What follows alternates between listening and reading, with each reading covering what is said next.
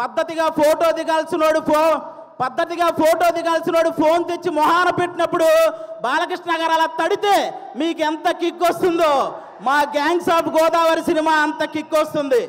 బాలకృష్ణ గారి సినిమాల్లో సెకండ్ హాఫ్లో వచ్చే క్యారెక్టర్ మనకి ఎంత కిక్ ఇస్తుందో ఈ గ్యాంగ్స్ ఆఫ్ గోదావరి సినిమా కూడా అంత కిక్ ఇస్తుంది. ఫైనల్గా ఒక మాటలో చెప్పాలంటే మ్యాన్షన్ హౌస్ వేస్తే ఎంత కిక్ వస్తుందో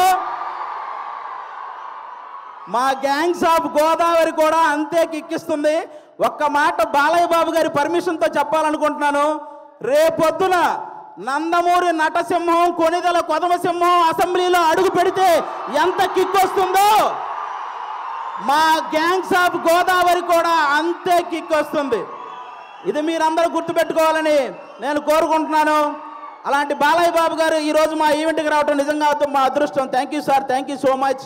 ఈ సినిమాలో విశ్వక్సేన్ గారు ఒక 28 ఏళ్ల కుర్రాడు రత్న అనే పేరుతో థియేటర్లో చేయబోయే మాస్ జాతరను మీరందరూ రేపు 31వ తేదీ చూడబోతున్నారు.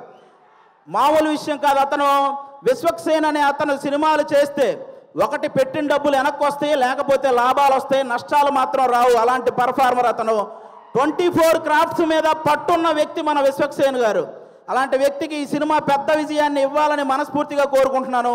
ఇక డైరెక్టర్ కృష్ణ చైతన్య గారు తన మైండ్లో గుర్తొచ్చిన డైలాగును మీ మైండ్లో గుర్తుండిపోయేలా రాసే రైటర్ కమ్ డైరెక్టర్ మన కృష్ణ చైతన్య గారు. మనందరికీ త్రివిక్రమ్ గారు అంటే చాలా ఇష్టం. త్రివిక్రమ్ గారికి కృష్ణ చైతన్య అనే వ్యక్తి చాలా ఇష్టం. కాబట్టి ఈ సినిమాలో ముఖ్యంగా కుప్పలుగా డైలాగులు ఉంటాయి. మీరు అవన్నీ కూడా ఎంజాయ్ చేస్తారు.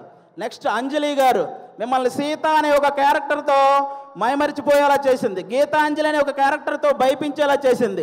ఈరోజు ఈ రత్నమాల క్యారెక్టర్తో ఆ 2 క్యారెక్టర్లు మర్చిపోయేలా చేయబోతుంది అంజలి గారు. ఇంకో పక్క మా నేహా శెట్టి డీజే టిల్లునే భయపెట్టిన రాధిక. ఈ సినిమాలో రత్నాకి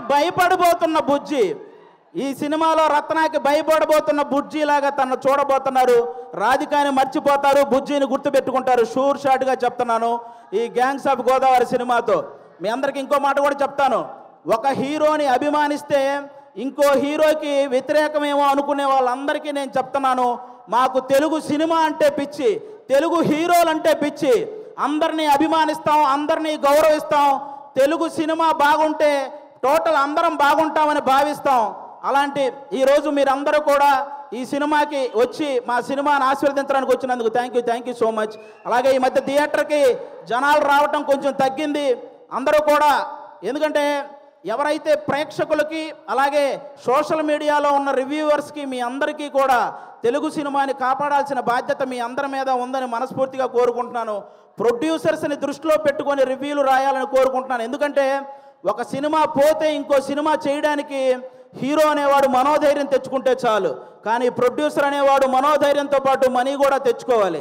కాబట్టి ఆయన గురించి ఆలోచించి ఈసారి రివ్యూలన్నీ రాయాలని, తెలుగు సినిమాని బ్రతికించాలని మనస్ఫూర్తిగా కోరుకుంటున్నాను. Once again thank you sir. Balakrishna గారు,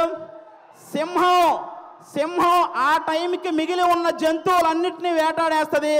బాలకృష్ణ గారు ఆ టైంకి ఉన్న రికార్డులన్నింటినీ వేటాడేస్తూ ఉంటారు. అది బాలకృష్ణ గారు. Thank you so much. జై తెలుగు సినిమా. Thank you. అది ఒక డైలాగ్ కూడా చెప్పేరాదు బాలయ్య బాబు గారి డైలాగా